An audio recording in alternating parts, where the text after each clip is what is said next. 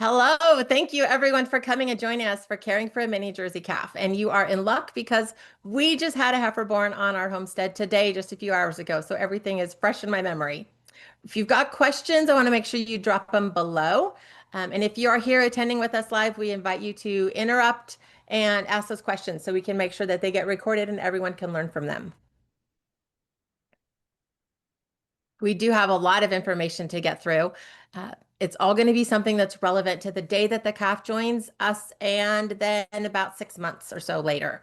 At the end, we're going to talk a little bit about retaining and how you decide which ones are going to fit into your goals and whether or not you want to keep a bull calf intact and all those kinds of things. And then whether he would be breeding on your farm or maybe somebody else's farm.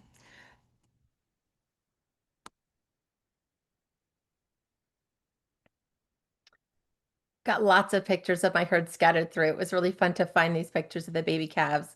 I think we've had about 50 now over the years.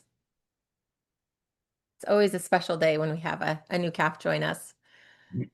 So, this is brought to you by Purebred Mini Jersey Society.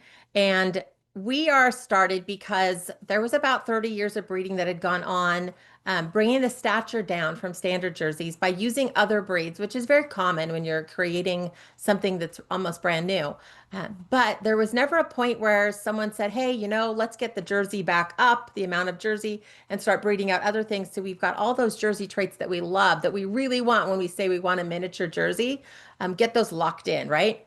That never happened for all this time that had gone by. So that's where Purebred Mini Jersey Society comes in.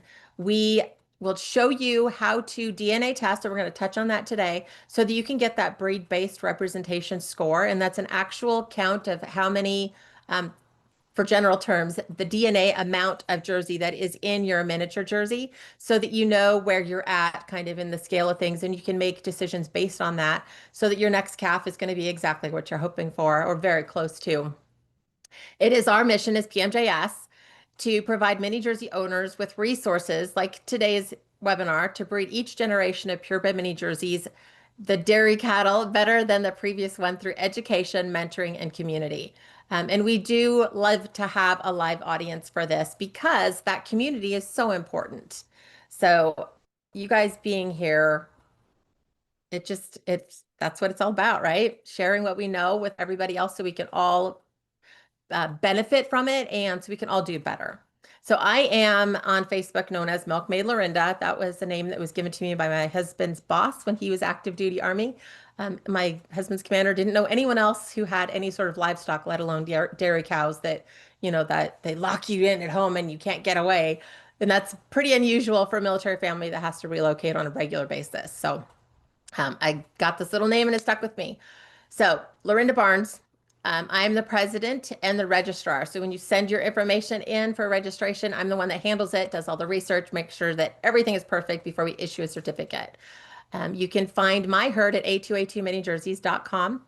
And there's just some general information there. We started at about 2012 with standard jerseys, and it wasn't long before, and I had never had cattle or had any experience with cattle.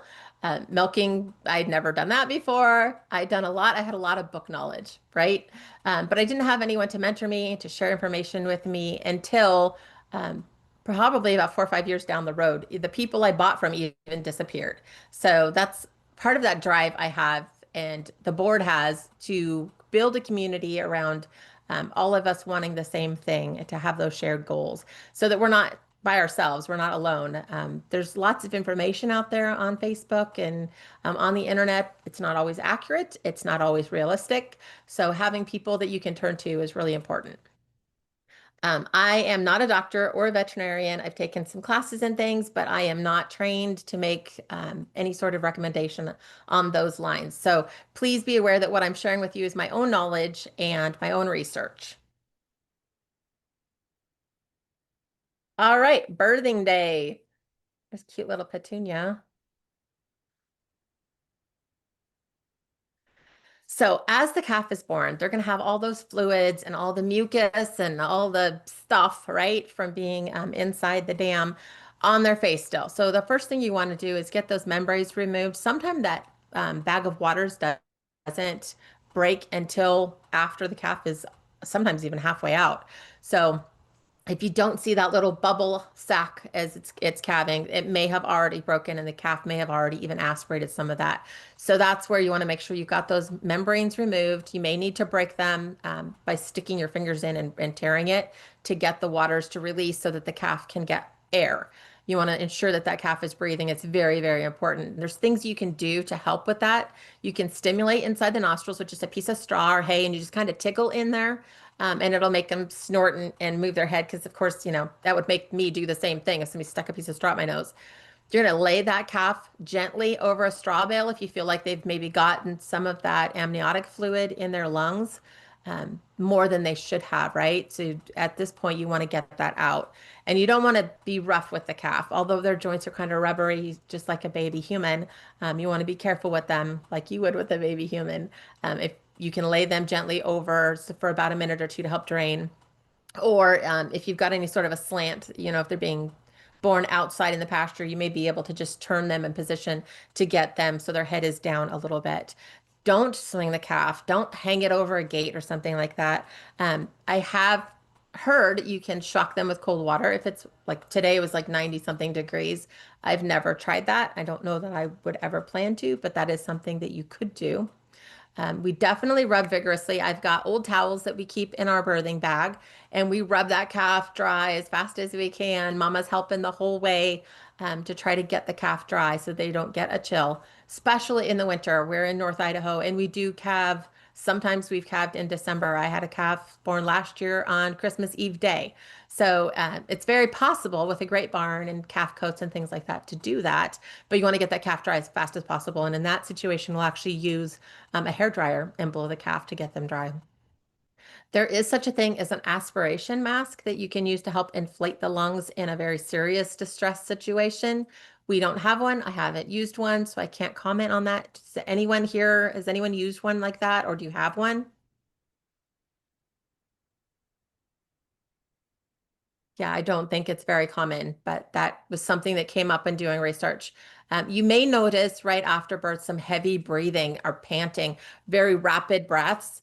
That's not something to be concerned about. That's normal. The oxygen is getting into their body in a different way. So their body is reacting to that and it will level out with a little bit of time. So don't stress too much if you see that happening. If it were to happen later, like say 3, 4, 5 a week, a couple months later, that's what you're going to want to check. Maybe there could be signs of pneumonia, and that's why that panting, because they're not getting enough oxygen. And then you want to get your vet involved. Pneumonia can be very, very serious. You're going to employ a comfortable laying position, and that means typically, and we've got a picture coming up, you're going to take those rear legs and you're going to position them one on either side and the front legs straight out front. And that opens up the ribs and the airway so the calf can breathe. Our calf today was a little bit sluggish. So my husband's like, she's not really moving like they normally do. I'm like, it's not a big deal. No problem. We're going to put her in the recovery position. And then I actually used my hands because it was so new, just, 10 minutes, maybe not even that, and helped to stabilize her to hold her in that position. And it wasn't long before she perked up and then she was trying to stand just like you would expect. This is the point, once they get standing, where you're going to want to make sure that you get a measurement. I'm running around with my tape measure as soon as that calf is up and moving and checking to see. And I'll lock my tape measure at 24 inches because that's where PMJS cuts off. We don't register calves that are over 24 inches at birth. But that kind of helps you with that visual as you're chasing a little wiggly calf. There's our calf recovery position. You can see those rear legs are forward and they're kind of floppy, but then the front legs are forward as well. And that opens up the rib cage and helps them to get in oxygen. If the labor does go over maybe 90 minutes, if the calf, you feel like you can't get the head turned, if there's something weird going on in there, a leg you can't get pulled, if you feel like the back legs are coming and not the front legs like they're supposed to, you may need help. I would not know how to identify if twins are coming. Has anyone had twins? We had twins one time. Okay, how did you know that there was another calf coming? Our daughter said check. Yeah, our daughter actually asked us to check, but we kind of suspected because it was the first time we had really any issue. The first calf wasn't coming at all, and it turned out that its head was turned backwards, and its cord had broken inside, so it actually was born stillborn. So we said, that why would something strange like this happen? Maybe there's another one that they were tangled and that was the issue. So that was kind of how we figured it out. And did the second calf have any trouble? Did it get lined up correctly, or was it born breech? He was fully breech and came out very fast and was on his feet and The vet fine. assisted, the Yeah. vet pulled out. The vet was here with us. We pulled the calf together. So as soon as you realized that there was something wrong, you called for help. Pretty much, yeah. Yeah. Okay, that's exactly what I was trying to figure out. I was thinking about that. Every time they have, I wonder, how do I know if there's another one in there? I imagine she would still be having really strong contractions because they'll slow down even before she delivers her placenta. They'll slow down quite a bit. As you're ramping up for calving, they get really fast and then they slow down and they're a little bit spaced out afterwards. This video we're going to watch really quick, I think it's about 2 minutes, is called the Madigan squeeze. And if you ever have a calf, they do it with horses typically, but if you have a calf that is sluggish, maybe even premature, or doesn't quite get things together, like I said, after the recovery position, our calf perked up and things were great. If that doesn't happen, you can try the Madigan squeeze.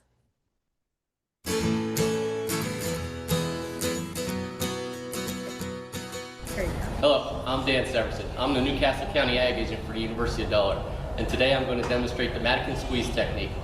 The Madigan squeeze technique was developed by who else? Dr. John Madigan.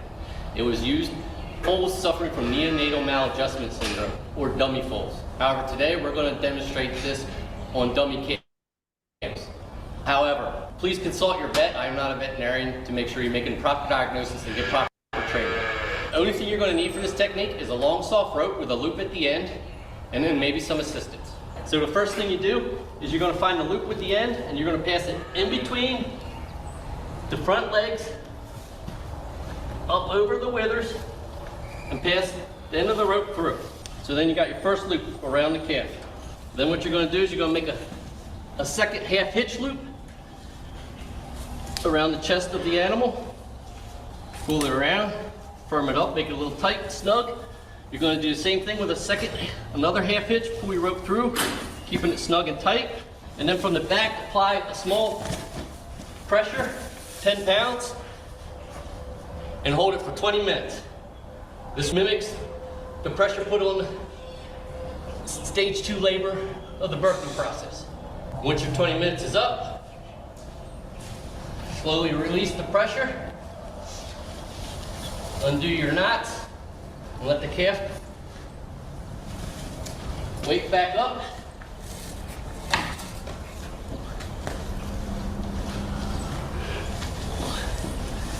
And now she's back to factory settings. She's reset, ready to go. That is so amazing that just tying those knots triggers something in their nervous system to their brain to tell them, hey, restart, reset. So that can be a really great tool if you feel like your calf, even at a few days old, is not quite where they should be. One of the things you can do, like when my heifer was a little bit slow to get going today, I got some food into her. So I got her that early colostrum, and that can also help. And she, got the sucking going, and then bam, that was it. She's off and literally running around the stall. So colostrum quality will vary from cow to cow and from lactation to lactation because, of course, it's input equals output. So depending on the time of year, depending on how old she is, depending on if your minerals have been consistent, all of that kind of stuff can affect. If she's been having some stress going on, extra animals added, or her feed has changed, all of that kind of stuff can add stress and can affect her quality of her colostrum.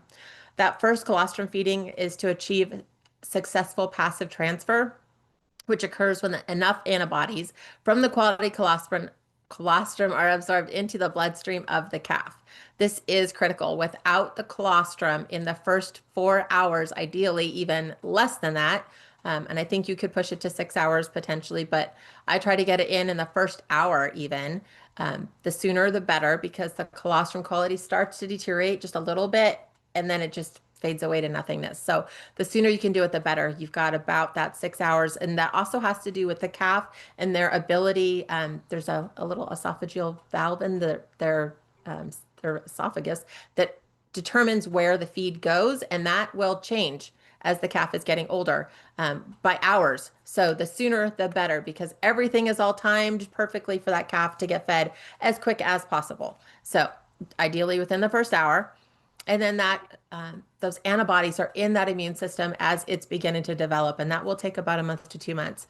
If your calf does not get the colostrum in the first couple of hours of life, you very likely will lose your calf. So it is that important. There is a tool called a refractometer that you can use to check the quality of the colostrum. If you're worried that your cow maybe has been sick, or you feel like there's another cow in your herd that would be able to better supply the milk because that one cow is sick, then you can compare using this refractometer. I have one. I'm not very, very good at it yet, but it's not terribly complicated. The greatest risk of illness and the highest mortality is in those first 21 days, and that is because of the colostrum. So you want to make sure you get it in. Sound like it's important. I've stressed it quite a bit, right? This is critical for the calf's opportunity for a healthy start, because that doesn't affect just that first couple of those first 3 weeks. It will affect your calf for the rest of their life. It will actually extend into the first calving and even into the second lactation productivity. It all depends on how healthy that calf was in the beginning. So you want to get the best start possible. You want to get about 10% of the body weight of colostrum into the calf. It's about 2 to 4 pints for a mini, and it's not unheard of to do about a half gallon for the first feeding. Sometimes a little more if you've got a mid-sized calf or even a small standard calf. You're going to want to do maybe even as much as a gallon. And you can go back, remember, a few hours later and give an additional feeding in a shorter amount of time. 2 hours later, maybe 3 hours later, give a little more of the colostrum.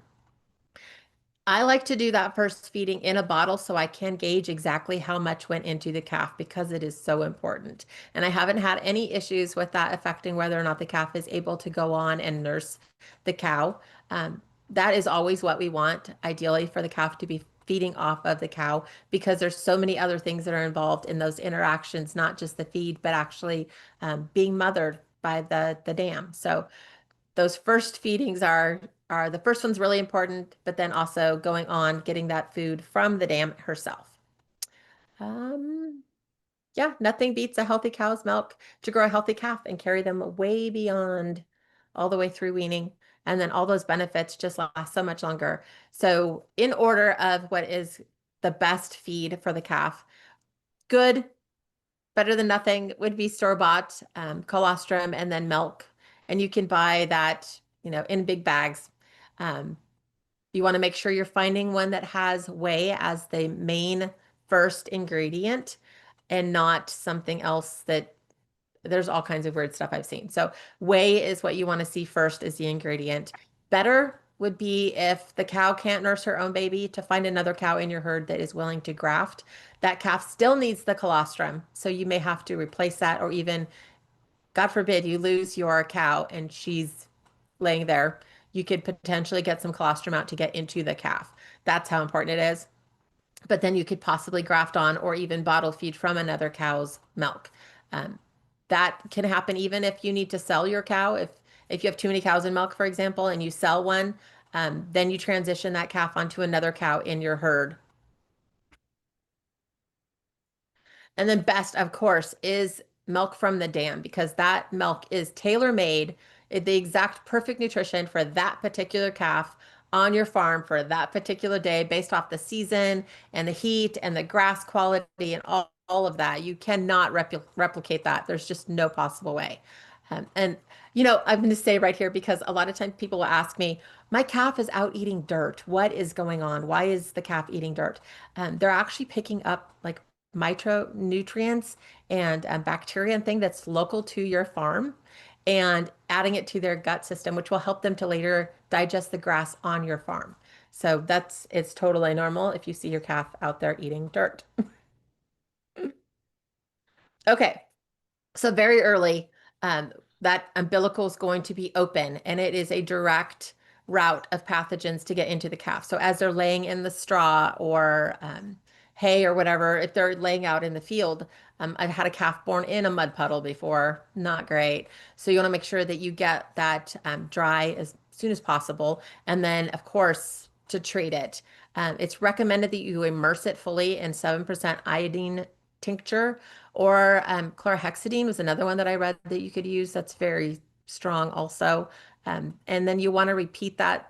What I read said twice a day. Honestly, I don't probably do it as often as that because these chemicals are very strong. Even iodine is very, very strong. You want to monitor for signs of inflammation. If you see any, of course, any oozing, any drainage coming out, any swelling, if there's like a little golf ball size lump anywhere near the umbilical, you want to definitely start figuring out if you've got an infection going. It's called navel ill, and it can kill your calf. And the symptoms that you're going to be looking for is swelling in those knee joints of the legs. The hocks aren't going to show it as much as the front will. Your calf will be panting because they're probably going to be running a temperature, and then they're going to go off feed. They're not going to want to nurse. So you'll notice your cow is very engorged. Um, you can trim that a little bit if you need to. I should have mentioned that. You can trim that umbilical a little bit if it's ragged or long. And then you want to ensure that your calving pen is being kept clean and dry. That's really important to keep that navel clean to be able to have clean bedding. And then ventilation, not necessarily a big breeze or drafty, but fresh air. You don't want it to be stagnant. So in winter, that might be a little bit harder. But I do have one wall of my barn that is not fully enclosed. So that gives any amount of air movement that we need to pull ammonia and things like that away. Um, yeah. So any questions about any of the naval care? Nope. Okay. You'll notice in the picture that I've used straw as bedding, and that's ideal because straw is hollow. And in the winter, when it gets really cold, it allows it to hold in the warm air from the calf's body. And it's like having a blanket tucked around it. So straw is better if you have the option. Otherwise, hay would be okay. Sometimes we use old hay in the summer, like now, but definitely straw in the winter. Okay. This is one that I know we've all worried about when we first got started. What happens if it's a bull? Now what are we supposed to do? So there's basically two paths for a bull calf. They're either going to be breeding quality and you want to keep them intact, or they're going to end up future beef. It's less likely that you're going to have a spectacular bull born. Definitely not every single time. I would say, oh gosh, what did I say? We had about 50 calves born so far, and I've had three that I've brought to the AI market, and that I've used for breeding within my own herd that I felt were good enough to share with everybody else too. So it's not a very high number of bulls that are going to end up being breeding quality. So the market right now is really looking for A2 polled, 22 inches and under, and then that pure Jersey 100 is ideal. That's perfect. That's not always going to be the case. Honestly, if you have one that's born that's BBR 89, 88, those are really high still for mini jerseys. So don't hesitate if you feel like the other boxes are being checked.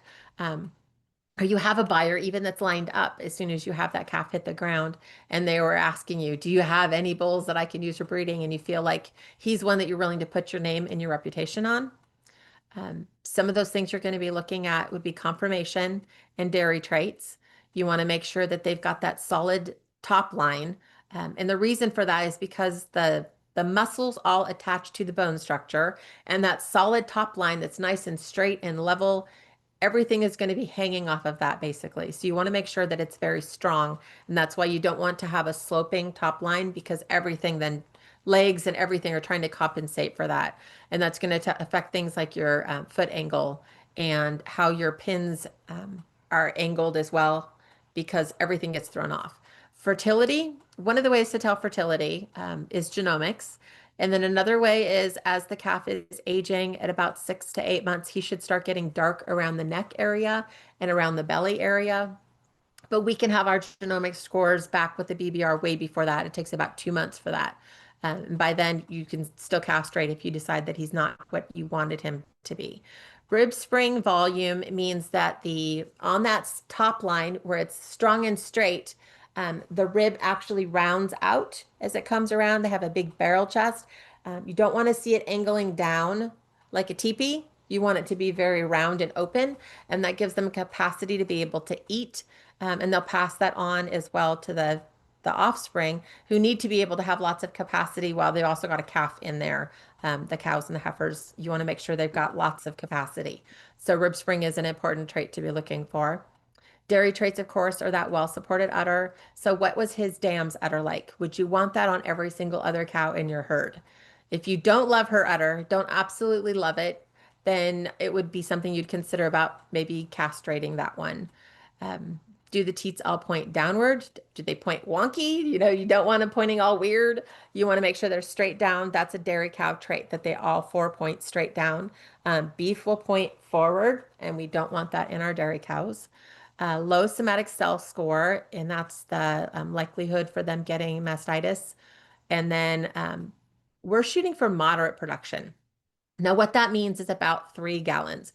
That could be 2 for a heifer, 2.5 when she has her first calf. So 2 to 2.5 for a heifer who calves for the first time. And then for an older cow who's maybe like Ren today, she's going into her peak in her second lactation. She was doing 3 in her first, so I expect 3.5 to 4 when she hits her peak this time. But we don't want more than that. That's not, we don't want all health problems that come with that. We don't want to blow the udder out, and we don't want to deal with lots of milk fever and ketosis and things like that. So we want to shoot for moderate, meaning not what a standard Jersey is going to provide, because that's one of those benefits of a mini Jersey is we get lots of milk, but not too much milk. You're getting it every day, right? So not too much. Castration. So that is the removal of the testicles by either banding or cutting them. So that eliminates the testosterone production, and that's what makes a bull a bull. That's what causes that fertility darkening. It's what causes him to paw the ground, throw his head, act crazy and possessive, and then of course breed the cows when the time comes. It's okay to have a steer around for a while. I've had lots of them, of course, over the years. Minis can be pets. I'm seeing that more and more. I don't recommend a cow as or a heifer if she's never been bred as a pet for someone that just wants a beautiful lawn ornament because she will come into heat. And if she's not bred, she could decide to go find herself a bull who may be way too big and would cause problems. Not worth a headache, right? But a steer can be a great pet. They're not going to run off. They don't have all that testosterone hormone running through their body.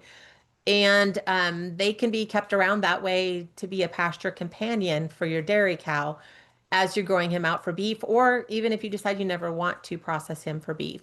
But if you do, steers can be grass or grain finish and processed beef. We do ours at about 20 to 24 months. I've heard them done as early as 16 months. I do not recommend going over 24 because most of what they're going to put on at that point is fat, and they'll already have lots of fat because they're a steer.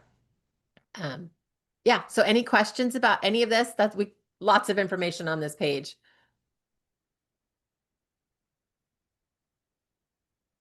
No, okay. If you do have a bull and you're trying to decide whether or not he's breeding quality and you're not sure what that means, don't hesitate to contact anyone on the board. We can help walk you through the decision process and help you decide for your goals and what you should be doing with him and how to do that. We're going to go in here. Yeah, so how to do that? That's the question, right? All bulls that are not going to be a herd sire should be castrated, and ideally the sooner the better. We like to do ours sometimes as early as a week old. It's really easy at that point when they're laying down to sit on them, straddle them, do what you need to do. It really does take 2 people at this point. We just aren't comfortable with just one of us doing it because we don't do them very often, I think is the main thing. But making sure that there's 2 people there to double check before we let the band loose, and then placing that band at the right point. And they're going to show that band placement in this video. All right, and I know it can be done later. 4 months is what I found online is not being unusual. You can wait until a bull is full grown, but you're going to have possibly more problems. Banding is maybe less stressful, but it is painful. So it's something that you want to do sooner rather than later.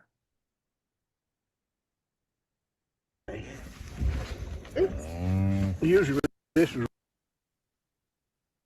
Having never banded a calf before, I wanted to watch someone who had lots of experience. It wasn't quite as easy as I thought it was going to be because of the difficulty of finding one testicle. But we got it done. The calf got his ear tag in, and he's all good now.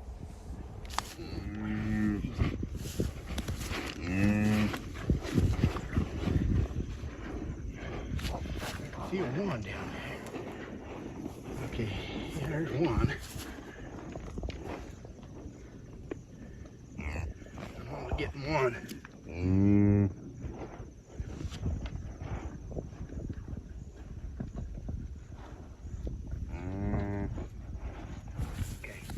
feel you. I know how it feels.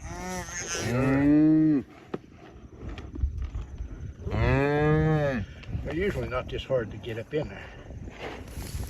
Still, is he like a couple days too young or whatever? No, it's best to get them the first day. They say for the first 3 days that they can't feel anything. Usually this is real easy. I can do that in like a few seconds on the end. His bag is real small. And then he's not coming. Let his legs back together a little bit. Yeah. I feel one. Yeah, but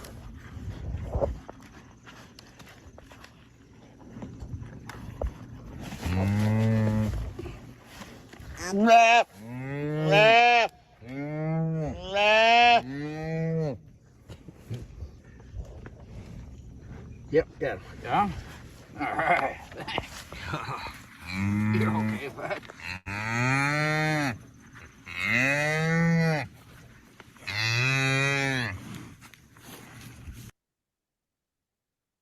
Okay, so it is not uncommon at that point to do a vaccination for tetanus. We don't, but it definitely is something that is common. So I want to make sure that that gets mentioned. It's a personal choice. All right, so your calf is born, they got their colostrum, you did the banding if you need to, now what, right? What's going to happen over these next 6 months?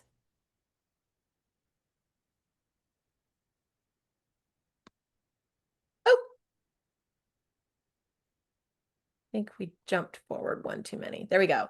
Okay, training for future success.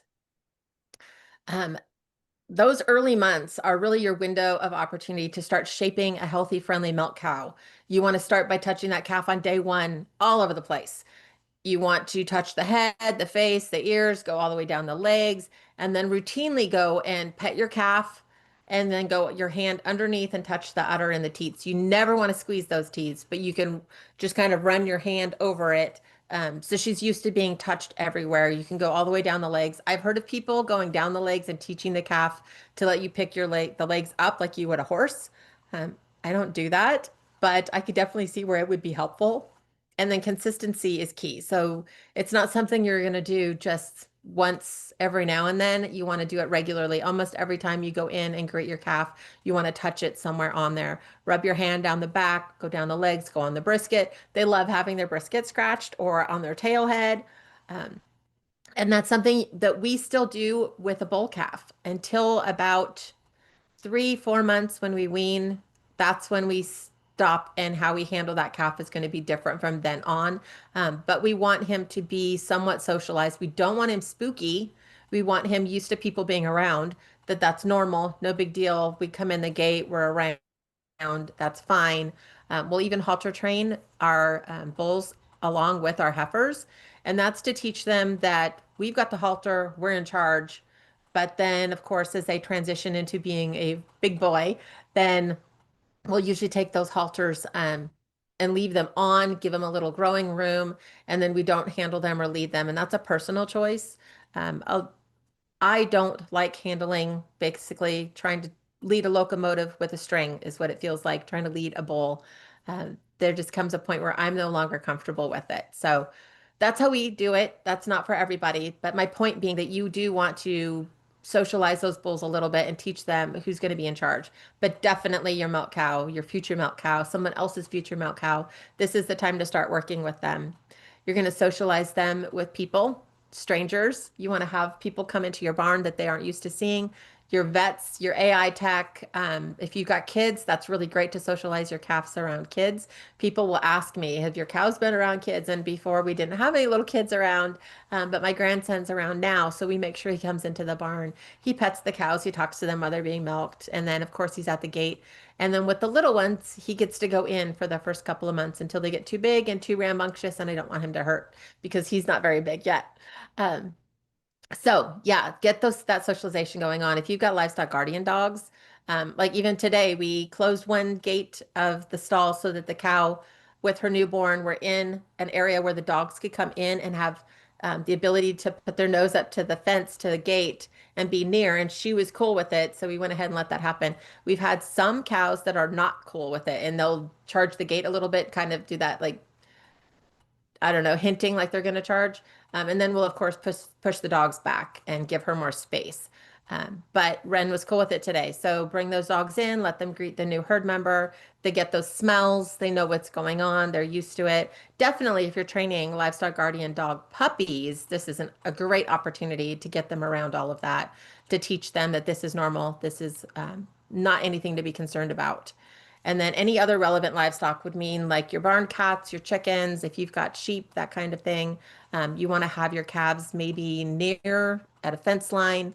Not necessarily if you haven't tested your sheep or goats, or llamas or alpacas or whatever you've got. You want to make sure that they're clean because you don't want them contaminating your calf. So if they're all clean, everybody's tested and good to go, no diseases, then of course you can have them kind of around each other depending on temperaments.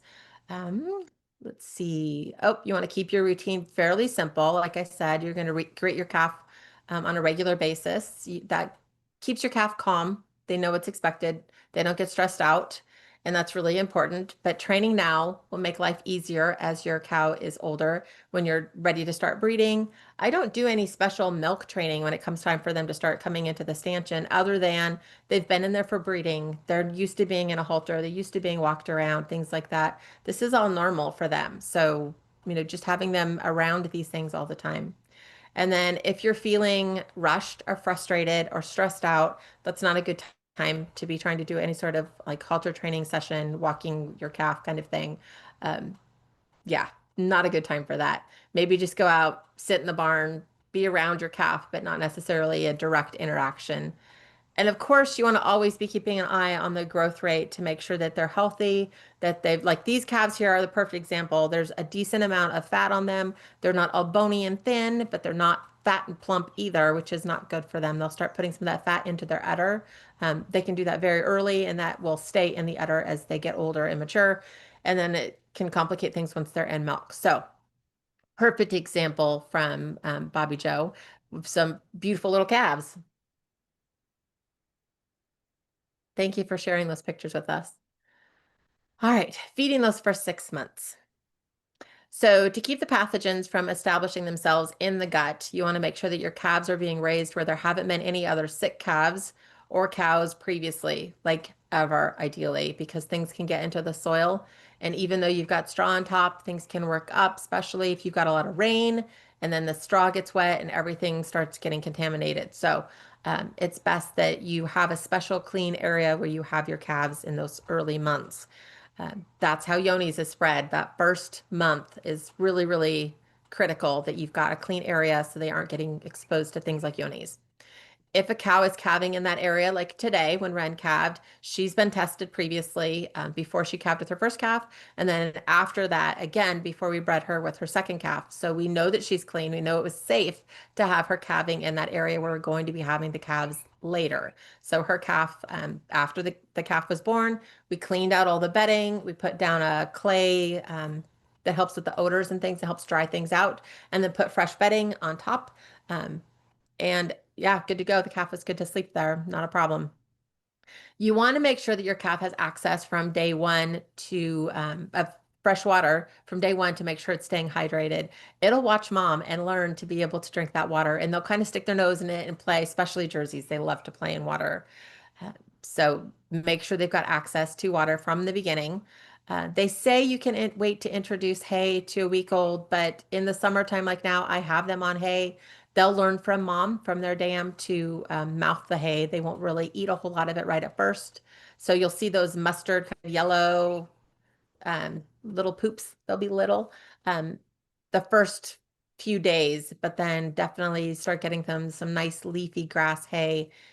Even if they're out on grass, I still want them to have access to hay all the time. Let's see. Oh, if you're going to be feeding grain, if you're not a grain-free herd, then that's about the same point where you're going to start offering calf starter. You can monitor the intake of the calf starter, of course, and then hay, it's a little harder to tell because they don't eat very much, but if that mustard poop turns into green or dark brown or black, it shouldn't be definitely black, but kind of along that that line, when it dries, it'll get dark. Then you know that they're getting some of that grass hay going through their system.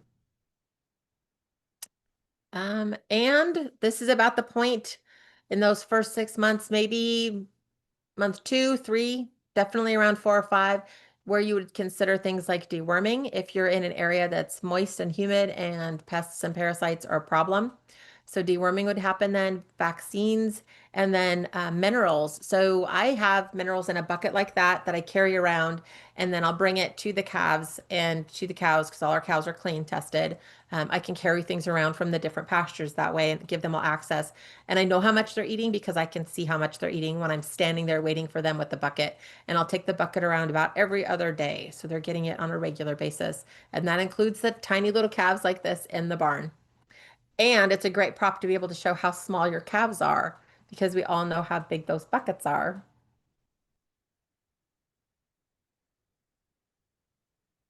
Any questions on anything we've covered? Okay, this one's going to be a little more technical. We're talking about the testing that needs to happen for your calf if you're building a herd of purebred mini jerseys. If you plan to register, if you want to sell for the best amount of money possible, get the best income from that calf, you want to make sure that you verify parentage. And that means a DNA test. And there's a couple places that can do that for you. But that's, even if you're not going to register, that is something that you should be doing anyways. Just like it says here on that third dot down, the third bullet, if you plan to breed or sell, you're going to confirm polled A2, the other milk proteins, and the buyer deserves that documentation because if you're planning to charge them for an A2 or for a polled or double polled or for a higher quality calf than they're going to find on Craigslist, then you should document that for them. There should be no question of your integrity because you've got the proof for them. Genomic testing is another thing that you can do in that second bullet down that will help you determine which of the calves you're going to be keeping. So that's some of the testing that you're going to start with. And then, of course, calves can't be tested for diseases until those antibodies wear off.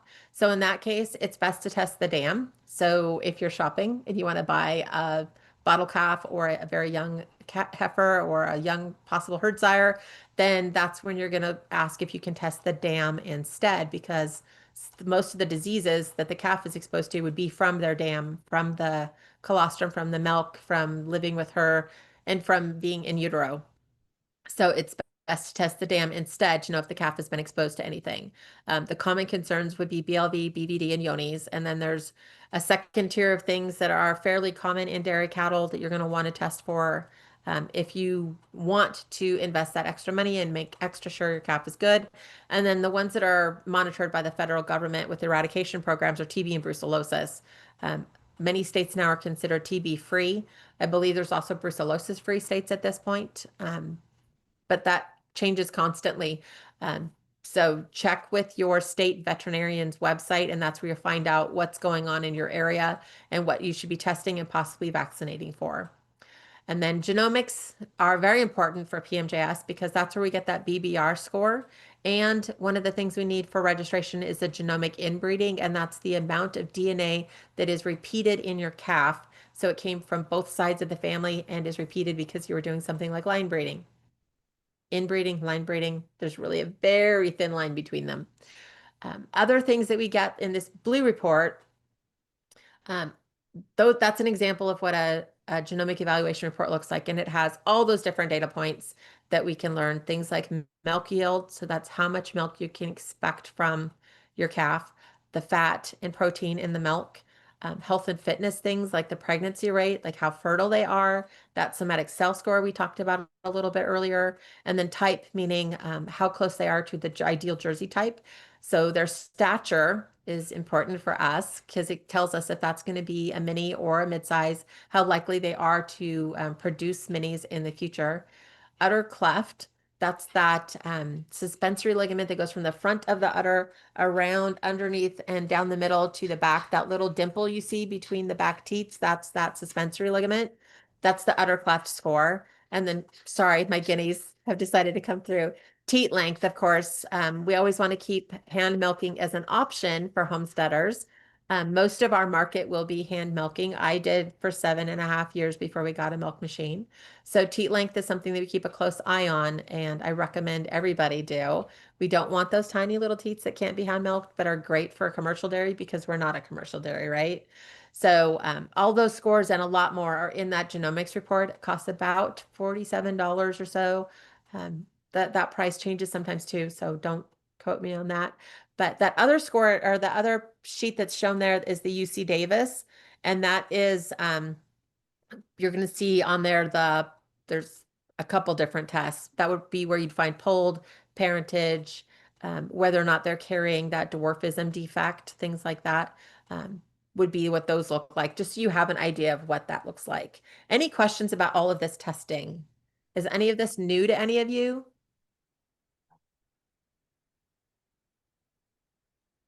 Completely new to me. Where do you get the genomic testing done? So genomics right now comes through Neogen, and there's a couple ways that you can order that. If you register, as we're doing now, but we're going to be moving away from as a registry. Right now, we dual register by registering with AJCA and then order genomics through them through their infojersey.com portal.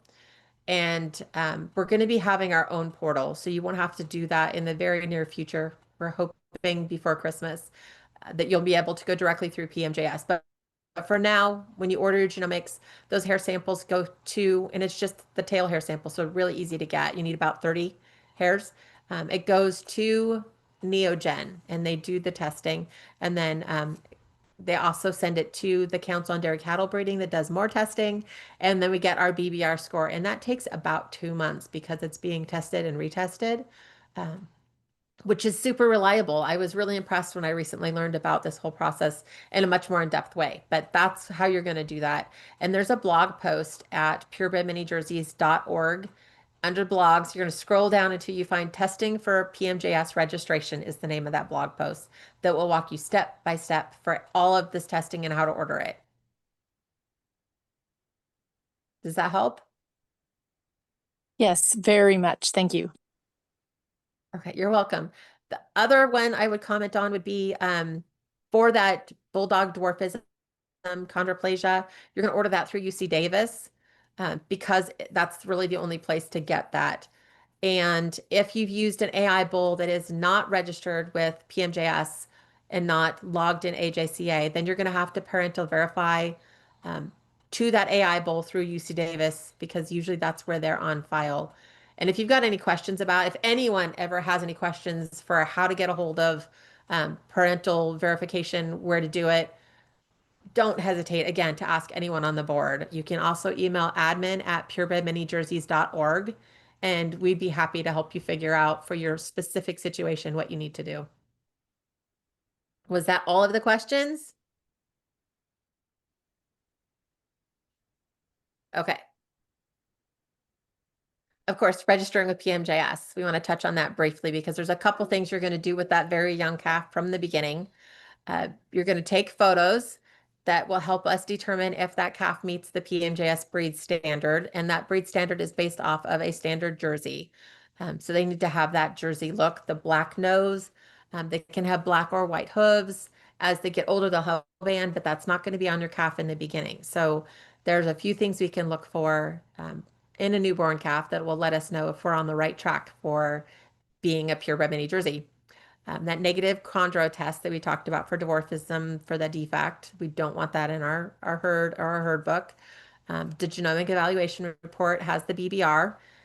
We use the 100,000 allele genomic test right now. That could change in the future because they are constantly getting better, more fine tuning. That DNA parental verification, so we know that any registrations that we issue are accurate, 100% accurate. The genomic inbreeding, that is in that top right box of that little blue sheet that we looked at. And that's the one that talks about how many of the alleles are repeated. We don't register animals that are over 12.5%, but we ideally would like to see them when you're breeding. You're going to shoot for under 6.25%. The lower the better, of course, because that keeps a nice gene pool that's not very closely related. But if you want to lock in some traits or you want to do a little line breeding and you want to try it, you can gamble and hope that you don't go over 12.5%. And then other requirements would be that your calves should not be over 24 inches at the top of the hip at birth. So looking at this image, that gray line is where you're going to be measuring. That hip bone right there has a little dimple in it. So you want to make sure that you're at the top of that dimple and then all the way down to the foot where the hoof is touching the ground, the straw, wherever they're standing on, as level as possible, which isn't always possible with a calf. And then, of course, we only register for PMJS members. So membership would be required. Any questions about any of this? Okay.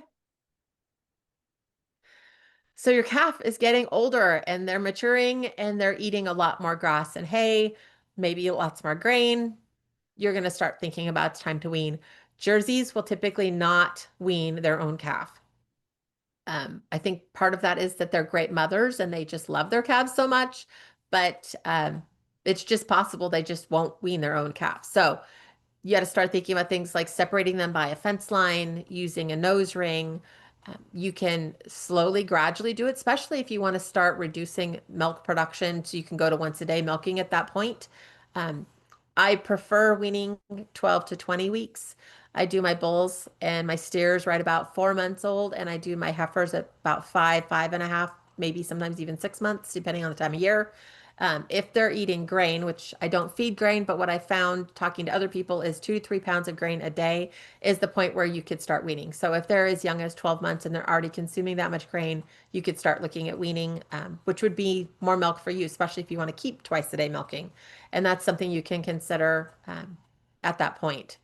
You can gradually do it by limiting if they've had free access all the time. You're going to want to put them in another pen or in a stall in the barn, something like that, and then bring the calf out to nurse twice a day and then stretch it out to once a day and kind of gradually start limiting it to where they've gone 2 days and they're just nursing every other day. And then eventually they are not nursing at all anymore.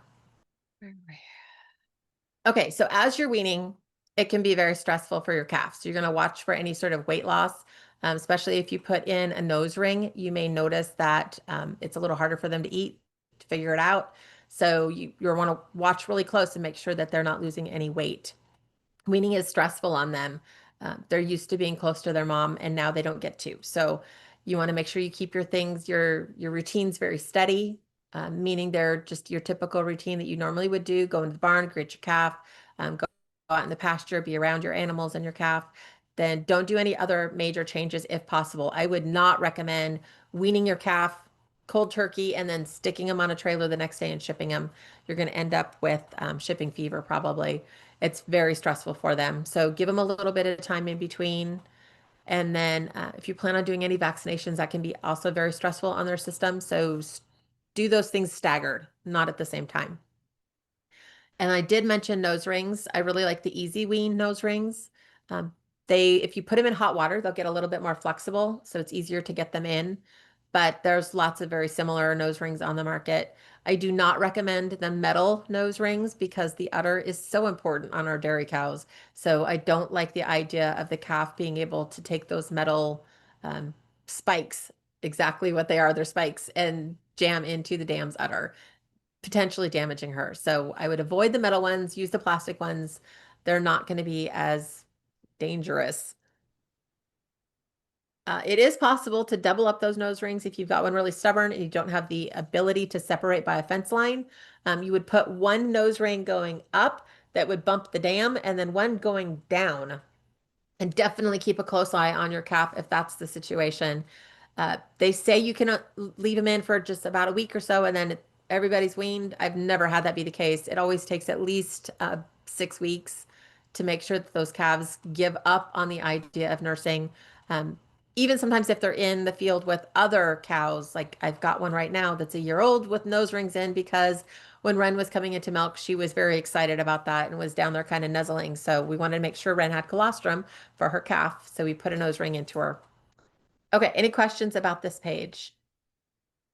And I did mislabel this picture, and this is Bunny, not Feline. Sorry about that.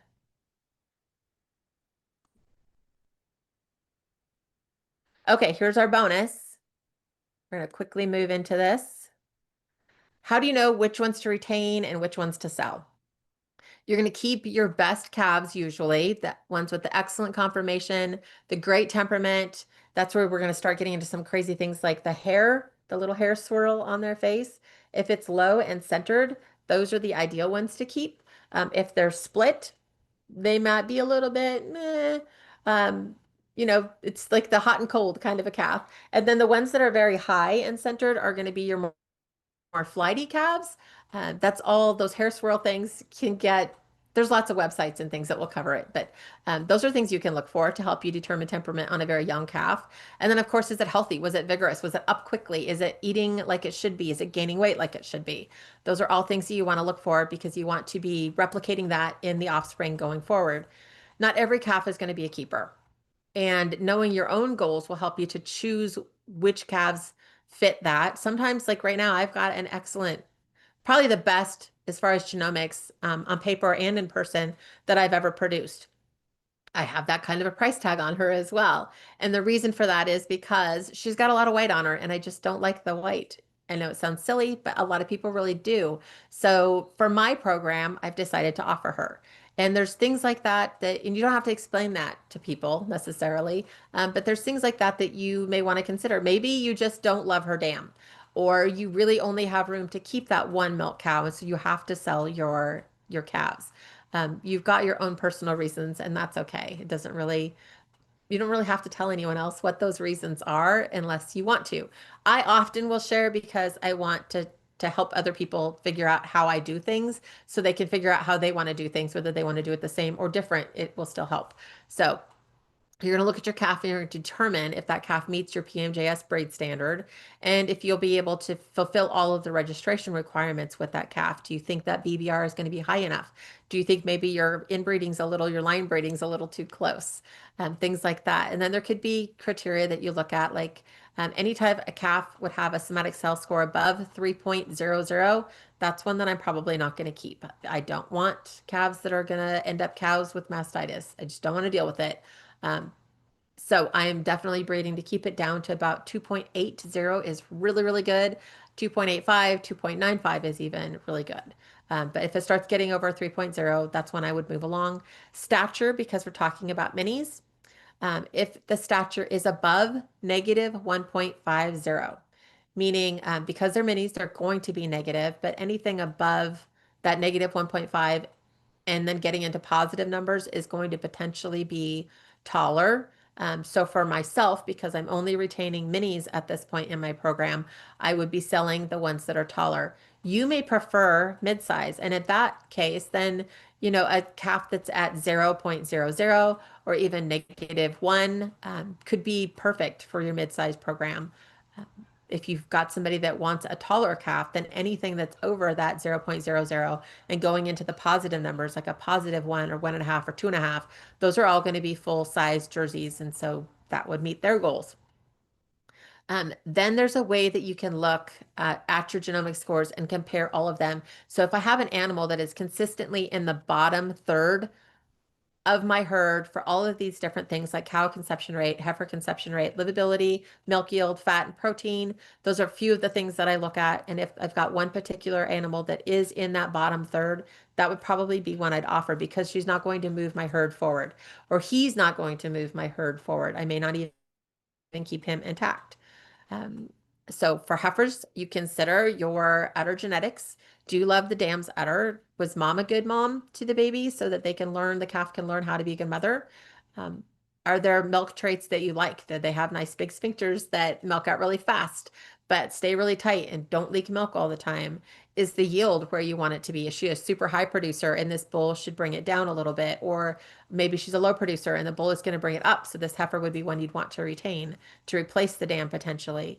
Are fat and protein high, or are they like -60, -75, and it's not going to help your herd in the future or provide for your family as you want it to? For a bull, I strongly recommend you only keep a bull that is DNA confirmed being exceptional, looking exceptional, and then not having those traits that you want in his DNA might not be enough. If his fertility numbers are really bad, even though he looks great, then that fertility being low is going to be passed on to his offspring, and that wouldn't be something you'd want to replicate. I don't ever recommend keeping a horned bull on your property, especially if you have children. They're going to potentially hurt you, but they will kill you with horns. Also, they must have a known pedigree. So it's one thing if you know what it is, but AJCA doesn't recognize it, because PMJS will recognize the mini bulls that are not recognized by AJCA. So that is a known pedigree. You know who the sire and dam are. We can help you with that in PMJS. But if you bought him from an auction, you bought him from a friend and they didn't know because they bought the bred cow and they don't know who the sire was, in that situation, that would not be a good herd sire, no matter how great he is, because you don't know what bloodlines he comes from, so you don't know what traits he's going to pass on. Even with genomics, there's a lot that's not on that as far as minis. But also you wouldn't be able to know who to breed him to without ending up in inbreeding territory. So there's a lot that goes into deciding which ones to keep. Remember that the calves that you choose to sell for not meeting your criteria can still be much nicer than what someone else has in their herd, or for someone getting started out. So don't underestimate the value just because it's not what you think is perfect. It could still be very great for somebody else. And then that decision, of course, has a really long-term impact, not only on your program, but on anybody else's program. So again, if you need help, don't hesitate to ask. Any questions about this slide?